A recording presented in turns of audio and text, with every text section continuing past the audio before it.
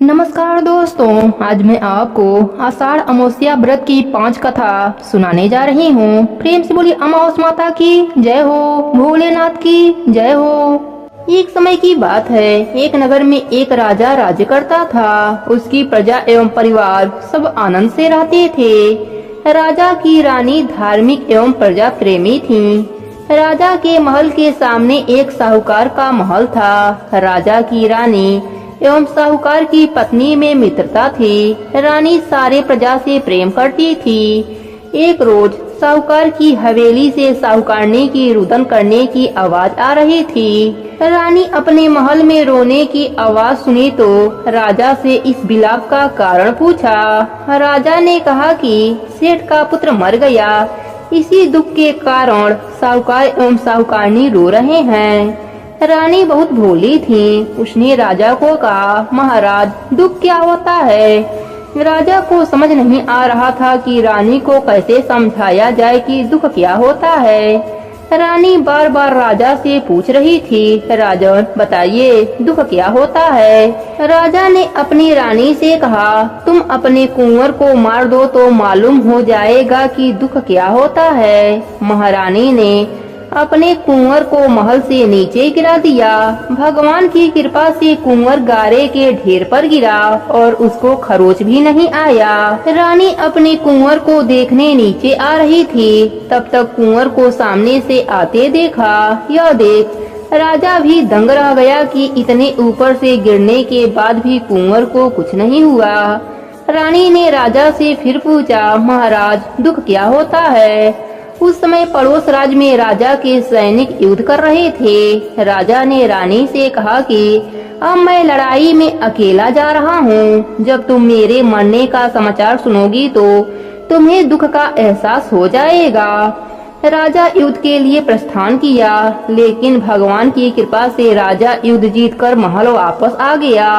अब राजा को और ज्यादा आश्चर्य होने लगा। उसी समय रानी राजा के पास आई और फिर वही प्रश्न दोहराकर पूछने लगी। राजा ने रानी से कहा, अब मैं गंगा यात्रा करने जा रहा हूँ। वहाँ गंगा की धारा में मैं कूद जाऊंगा, तब तुम्हें दुख का एहसास होगा। रानी ने गंगा यात्रा की तैयारी की। कैलाश पर्वत पर शिव जी ने पार्वती जी से कहा, आज हम धरती लोक पर घूमने चलेंगे। शिव जी ने बकरे का रूप और पार्वती माता ने बकरी का रूप धारण करके एक बावड़ी के पास घास चरने लगे। तब तक राजा रानी की सवारी भी आ गई। रानी ने सुंदर छाया और बावड़ी देखा तो रुकने के लिए कहा।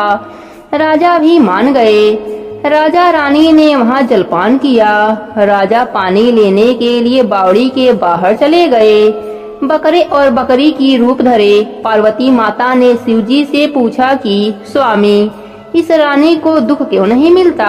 रानी ने बकरे बकरी की मनुष्य के रूप में बोलते देखा तो वह ध्यान से सुनने लगी। पार्वती माता के पूछने पर शिवजी ने बताया कि इसने अमावस्या का व्रत किया था, उसी के पुण्य से यह इस जन्म में रानी बनी है और दुख का सामना नहीं करना पड़ रहा है और सुखों का आनंद ले रही है। यह राजा गंगा में भी नहीं मरेगा। रानी ने सारी बातें सुन ली। राजा जब पानी लेकर आए तो रानी ने राजा को सारी घटना सुनाई। राजा सारी बात जानने के बाद अपने राज्य लौट आए। राजा अपने पूरे राज्य में यह घोषणा करवा दी कि सभी लोग अमावस्या का व्रत करना। इस प्रकार राजा के राज्य में अमावस्या की पूजा करने से सुख शांति और धन दौलत बढ़ने लगा। हे पार्वती माता, हे भोलेनाथ, जैसे आपने रानी को दुख नहीं दिया वैसे ही अपने सभी भक्तों पर अपनी कृपा बना के रखना। कहानी अधूरी हो तो पूरी करना, पूरी हो तो मान रखना। प्रेम से बोले भोलेनाथ की जय हो, पार्वती माता की जय हो। एक समय की बात है, एक गांव में एक परिवार रहता था। उस परिवार में 7 भाई रहते थे। सभी के शादी विवाह हो गए थे, सभी के बच्चे भी हो चुके थे। परिवार की सलामती के लिए 7 युवाओं की पत्नी अमावस्या का व्रत रखती थी। लेकिन पहले साल बड़ी बहू ने व्रत रखा तो उसके बेटे की मृत्यु हो गई। दूसरे साल दूसरे बेटे की भी मृत्यु हो गई। 7 सालों तक ऐसा ही होता रहा। तब बड़े भाई की पत्नी ने इस साल अपने मृत पुत्र का शव कहीं छुपा दिया। उस दिन अमावस्या माता गांव की रक्षा के लिए पहरा दे रही थीं। उन्होंने जब इस दुखी माँ को देखा तो वजह जाननी चाहिए। तब बड़े भाई की पत्नी ने सारा घटना सुनाया। तब अमावस्या माता को दया आ गई। उन्होंने उस दुखी माँ से कहा वह उन स्थानों पर हल्दी छिड़क दे जहाँ जहाँ उसके बेटे का अंतिम संस्कार हुआ है। उस दिन अमावस्या का दिन था और वह अमावस्या का व्रत भी रखी थी। जब वह घर लौटी तो 7 पुत्रों को जीवित देख उसकी खुशी का ठिकाना न रहा। तभी से उस गांव की हर माँ अपने बच्चों की लंबी आयु के लिए अमावस्या का व्रत रखने लगी। अमावस्या का व्रत रखने और कथा कहानी सुनने कहने से उनके बच्चों की आयु लंबी हो गई और वे सब सुखी जीवन जीने लगे। हे अमावस्या माता, जैसे आपने उन पर कृपा करी वैसे ही इस कहानी को कहने वाले, सुनने वाले, हुंकारा भरने वालों के ऊपर भी अपनी कृपा बना के रखना। कहानी अधूरी हो तो पूरी करना, पूरी हो तो मान रखना। प्रेम से बोलिए अमावस्या माता की जय हो। बहुत समय पहले की बात है। एक गांव में एक ब्राह्मण और ब्राह्मणी रहते थे। वे दोनों भगवान के भक्त थे। घर में सब कुछ था पर उनके कोई संतान न होने से वह अति दुखी रहते थे। एक दिन अपने स्त्री से ब्राह्मण ने कहा कि मैं वन में तपस्या करने जा रहा हूँ और वह भगवान पर भरोसा करके वन में चला गया। जंगल में जाकर तप करने लगा। बहुत वर्ष बीत गए। उसको वैराग्य हुआ। वह सोचने लगा कि मैं अब अपना जीवन समाप्त कर दूंगा। इस प्रकार सोचकर वह पेड़ की डाली पर फांसी का फंदा लगाकर मरने को तैयार हुआ। तभी अमावस्या माता प्रकट होकर बोली, देख ब्राह्मण, तेरे भाग्य में 7 जन्म तक कोई संतान नहीं लिखी है, किंतु मैं तुम्हें 2 कन्याओं का वरदान देती हूँ। एक का नाम अमावस्या तथा दूसरे का नाम पूनम रख देना। तेरी स्त्री को कहना कि अमावस्या का व्रत करे। अमावस्या के दिन 1 कटोरी चावल भरकर उस पर दक्षिणा रखकर किसी मंदिर में रखे। ऐसा 1 साल तक करना। 1 कटोरी चावल सहित दान करते रहना। इतना कहकर अमावस्या माता अंतर ध्यान हो गयी। ब्राह्मण घर आया और अपनी पत्नी को सारी बात बताई। अमावस्या आने पर ब्राह्मणी ने व्रत रखा। कुछ दिन बाद उसको 2 कन्या हुई। तब उसने एक का नाम अमावस्या और दूसरे का नाम पूनम रख दिया। धीरे धीरे कन्याएं बड़ी होने लगीं। ब्राह्मण दोनों कन्याओं का योग्य वर देखकर विवाह कर दिया। बड़ी बहन अमावस्या धार्मिक थी, जबकि छोटी भगवान को बिल्कुल भी नहीं मानती थी।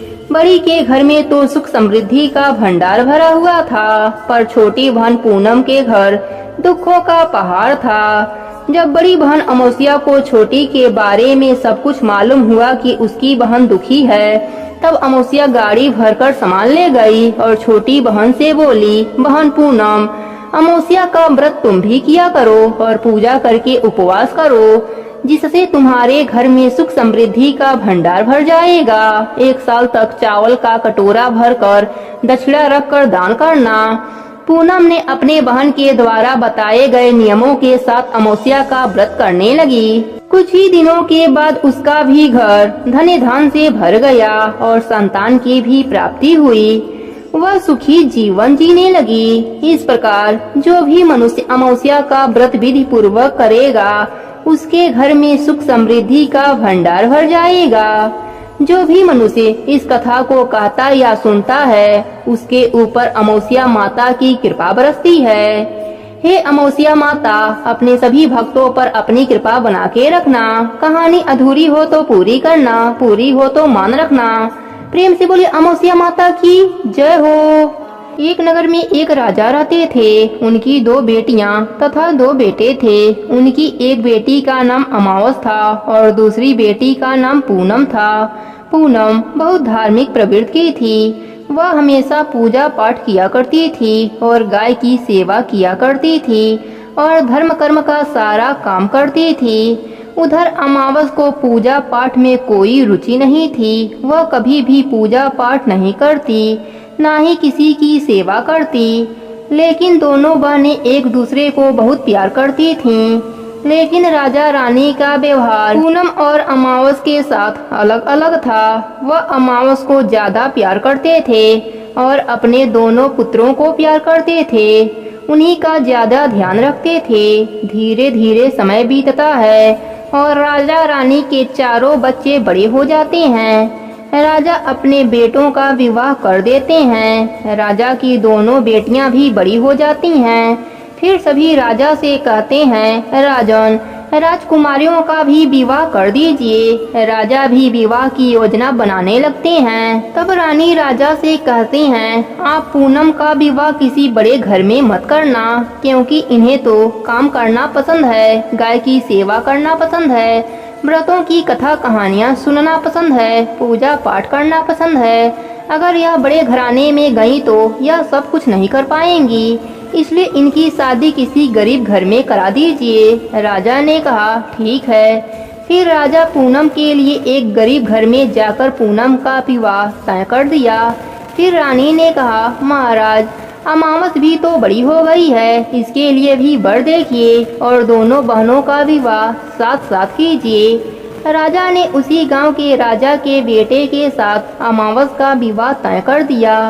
राजा ने रानी को बताया तो वह बहुत खुश हुई और मन में सोचने लगी, अब देखते हैं पूनम गरीब के घर कैसे रहती है, बहुत पूजा पाठ करती है, देखते हैं इसके भगवान इसका कितना मदद करते हैं। फिर समय आने पर राजा ने अपने दोनों बेटियों का विवाह कर दिया। अमावस को बहुत धन दौलत दिया, लेकिन पूनम को कुछ भी नहीं दिया। पूनम के भाई भाभी उसे बहुत प्यार करते थे, क्योंकि वह अपने भाभियों के काम में हाथ बटाती थी, लेकिन अमावस उन पर रोब जमाती थी। फिर अमावस और पूनम दोनों अपने अपने ससुराल चले गए।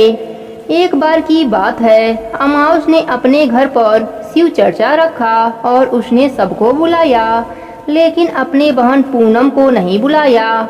पूनम अपने दरवाजे पर बैठी थी तो गांव के औरतों ने कहा कि तुम्हारे बहन के घर शिव चर्चा है, तुम नहीं जाओगी। तब पूनम ने कहा, नहीं, मैं नहीं जाऊंगी, क्योंकि मेरी बहन मुझे नहीं बुलाया है, तो मैं कैसे जा सकती हूँ। तब गांव की औरतों ने कहा कि नहीं बुलाया तो क्या हुआ, पूजा पाठ है, तुम चलो हमारे साथ। गांव की औरतों की बात मानकर पूनम शिव चर्चा में चली गई। जब अमावस पूनम को देखा तो वह गुस्से से बोली कि जब मैंने तुझे बुलाया ही नहीं तो तुम मेरे घर क्यों चली आई। अब आ ही गई हो तो चुपचाप एक जगह पर बैठी रहना, इधर उधर मत घूमना। उसने पूनम की गरीबी का मजाक उड़ाया। पूनम की आंखों से आंसू बहने लगे और वह भगवान शिव जी से प्रार्थना करने लगी, हे प्रभु, मुझ पर आप कब कृपा करेंगे, आखिर मेरा कसूर ही क्या है। क्या पूजा पाठ करना, गाय की सेवा करना, काम करना गलत है। भगवान, अब मुझ पर रहम कीजिए। इस तरह वह भगवान से विनती करती रही।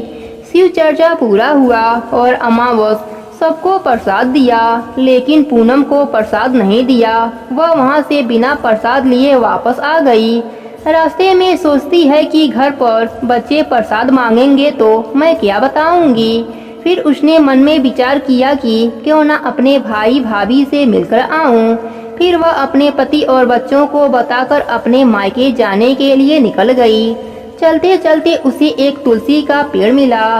वहाँ एक चौतरा बना हुआ था, जिस पर एक बूढ़ी माई बैठी थी। उस बूढ़ी माई ने पूनम से पूछा, बेटी, तुम कौन हो और कहाँ जा रही हो। तब पूनम ने तुलसी माता को अपना परिचय दिया। फिर बुढ़िया माई ने कहा, बेटी, मेरा तुलसी का पौधा सूखा जा रहा है, इसमें थोड़ा जल डाल दो और चौतरा की धुलाई कर दो तो थोड़ी ठंडक मिलेगी। पूनम ने चौतरे को धोया, तुलसी सींचा, तुलसी की पूजा करी।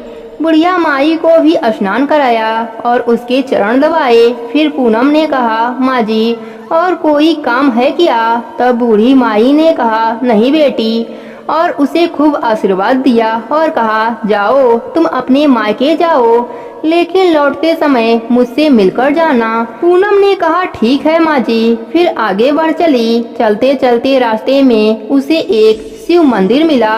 वहाँ भी एक चौतरा था। उस पर एक बूढ़े बाबा बैठे थे। वह कोई और नहीं, स्वयं भगवान शिव जी थे। लेकिन पूनम ने उन्हें नहीं पहचाना। बूढ़े बाबा ने कहा, तुम कौन हो बेटी? तब पूनम बोली, क्या बात है बाबा? तब उस बाबा ने कहा, बेटी क्या तुम इस मंदिर की साफ सफाई कर दोगी? बहुत गंदा हो गया है। यह चौतरा भी धुल देना और मेरे नहाने के लिए 2 बाल्टी पानी भर देना तो तुम्हारा कल्याण होगा। पूनम ने खुशी खुशी सब काम कर दिया और भगवान शिव की पूजा की। थोड़ा और आगे चली तो उसे काली माता का मंदिर मिला। काली माता भी एक बूढ़ी माई के रूप में वहाँ बैठी थीं। काली माता ने कहा, बेटी तुम कौन हो? तब पूनम ने अपना नाम बताया और कहा, क्या बात है माँ जी? तब बूढ़ी माई ने कहा, बेटी यहाँ सब लोग पूजा पाठ करके चले जाते हैं, कोई मंदिर की साफ सफाई नहीं करता। देखो मंदिर कितना गंदा हो गया है, जरा इसका साफ सफाई कर दो। पूनम मंदिर की साफ सफाई की, माता का श्रृंगार किया, पूजा की। उसके बाद बुढ़िया माई को स्नान कराया और हाथ पैर भी दबाई।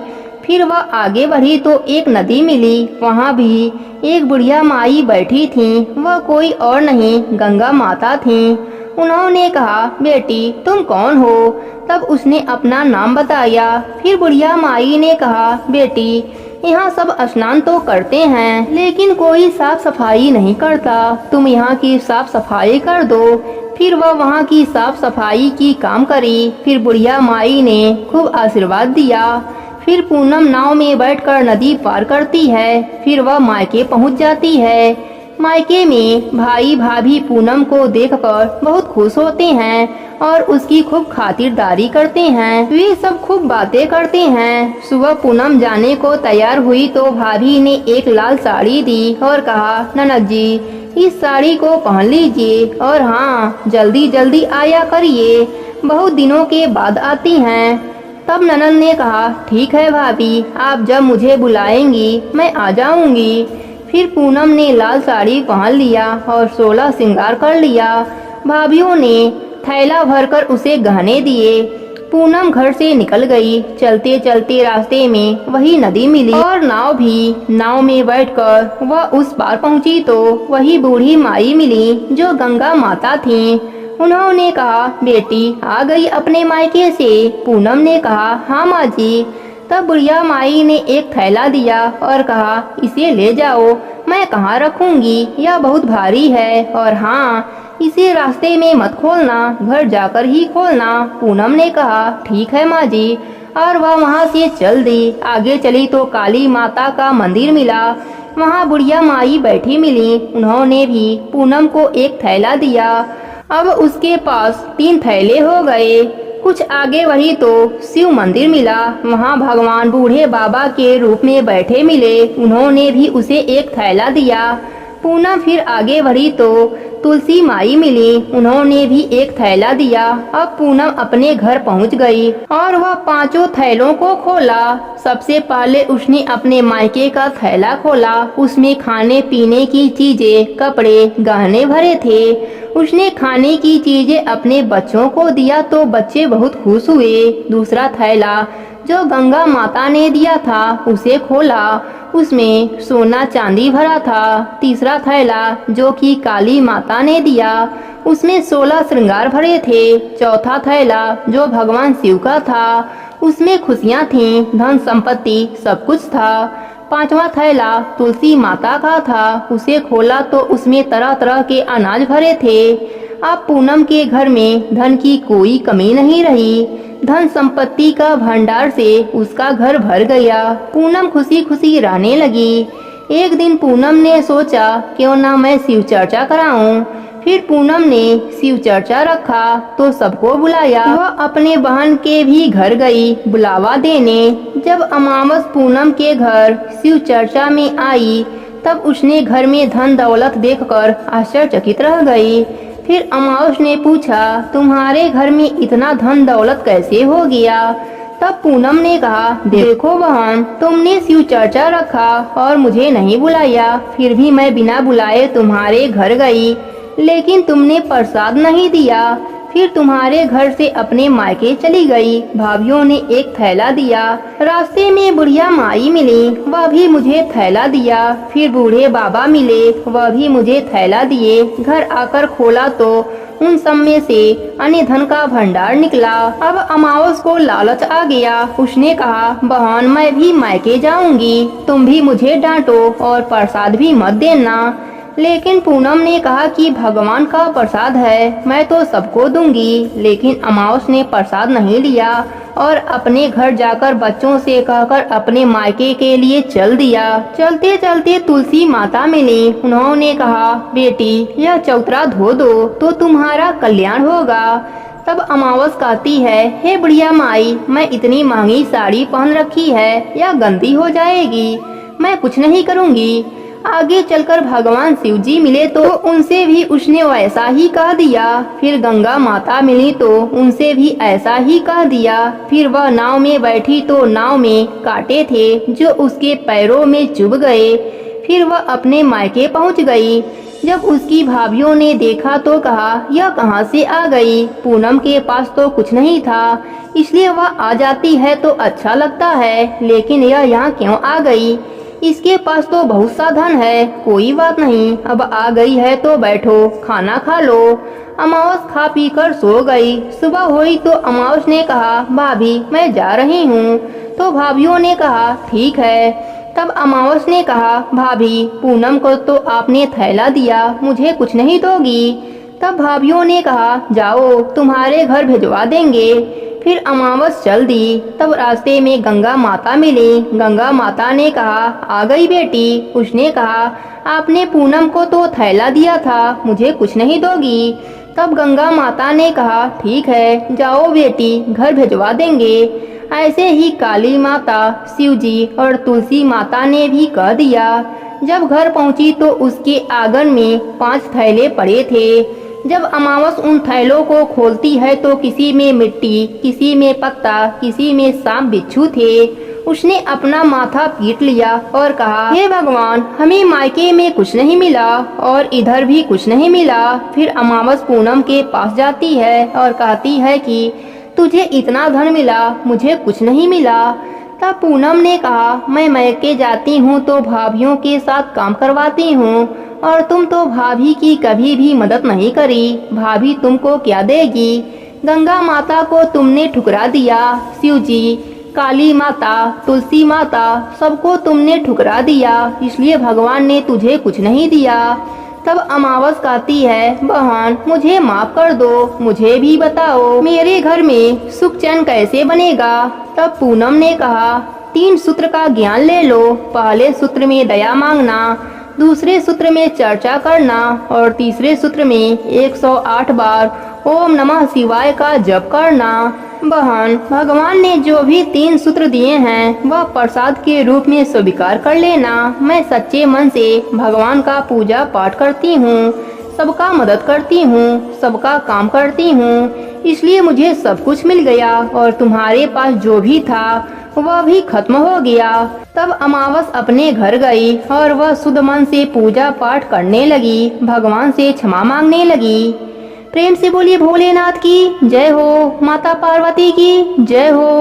अब सुनते हैं व्रत को पूर्ण करने वाले गणेश भगवान की कहानी। प्रेम से बोलिए गणेश भगवान की जय हो। प्राचीन समय की बात है, एक गांव में एक दादी पोती रहती थीं, जिन्होंने गणेश भगवान की कहानी सुनने का नियम लिया हुआ था। वह एक कलश में जल भरकर और फूल रखकर कहानी कहा करती थीं और गणेश भगवान के नाम का अर्थ दिया करती थीं। एक दिन पोती का विवाह हो गया। जब वह ससुराल जाने लगी तब दादी ने उसे सिर्फ एक कलश में जल भर कर दिया और कहा, गणेश भगवान के कहानी का नेम कभी मत छोड़ना। पोती विदा होकर ससुराल चली गई और चलते चलते सोचती रही कि ससुराल में सब पूछेंगे कि बहू क्या क्या लाई हो तो मैं क्या बताऊंगी। गणेश भगवान ने सोचा कि यह लड़की बहुत परेशान है, मुझे इसका संकट मिटाना चाहिए। रास्ते में पोती ने गणेश भगवान की कहानी कही और अर्घ दिया। जैसे ही उसने अर्घ दिया वहाँ हीरे मोतियों का कुंड भर गया। हीरे मोतियों से भरे हुए कुंडे को देखकर पोती बहुत खुश हुई। फिर वह खूब पहन ओढ़कर ससुराल पहुंची। वहाँ उसके ससुर जी ने उसके सास से कहा, हमारी बहू तो बहुत बड़े घर की है, बहुत धन लेकर आई है। तुम ऐसा करो, पड़ोसन से मूंग चावल लाकर बहू के लिए भोजन बनाओ। जब उसकी सास मूंग चावल बनाने लगी तो बहू ने कहा, माँ जी, आप यह मूंग की दाल और चावल मेरे कलश के जल से बनाओ। सास ने अपने बहू की बात को मानकर कलश के जल से चावल और दाल बनाई। तभी चमत्कार हुआ, उनकी पूरी रसोई अनाज और तरह तरह के पकवान से भर गया। यह देखकर सास बहुत खुश हुई। उसने अपने बहू से कहा, बहू आओ भोजन कर लो। तब बहू ने कहा, अभी घर में किसी ने भोजन नहीं किया तो मैं कैसे भोजन कर लूं? और मेरा गणेश भगवान के कहानी कहने का नेम है। सास ने कहा, बहू मैं भी कहानी सुनूंगी। फिर बहू ने एक कलश में जल भरकर और फूल रखकर गणेश भगवान की कहानी कही और घर के सभी सदस्यों ने गणेश भगवान की कहानी सुनी। गणेश भगवान का जयकारा लगाया। गणेश भगवान की कृपा से उनके घर में अन्न धन भर गया। यह सब देखकर सास और भी अधिक प्रसन्न हुई। फिर वह खुशी खुशी अपने पूरे मोहल्ले में गणेश भगवान का प्रसाद बांटने लगी। तब पड़ोसन ने कहा, अभी तो तुम चावल और दाल उधार लेकर गई थी और इतनी जल्दी इतना सारा धन कहाँ से लाई? तब उसकी सास बोली, मेरी बहू हर रोज गणेश भगवान की कहानी का नेम करती है, यह सब उसी का फल है। सास की बात सुनकर पड़ोसन को बड़ी हैरानी हुई और उसने कहा, मैं भी गणेश भगवान के कहानी का नेम करूंगी। अब पड़ोसन भी गणेश भगवान के कहानी का नेम करने लगी। गणेश भगवान के कृपा से उसका भी घर अन्य धन से भर गया। हे गणेश जी महाराज, जैसे आपने पोती को दिया वैसे ही सबको देना। कहानी अधूरी हो तो पूरी करना, पूरी हो तो मान रखना। प्रेम से बोलिए गणेश भगवान की जय हो, भोलेनाथ की जय हो।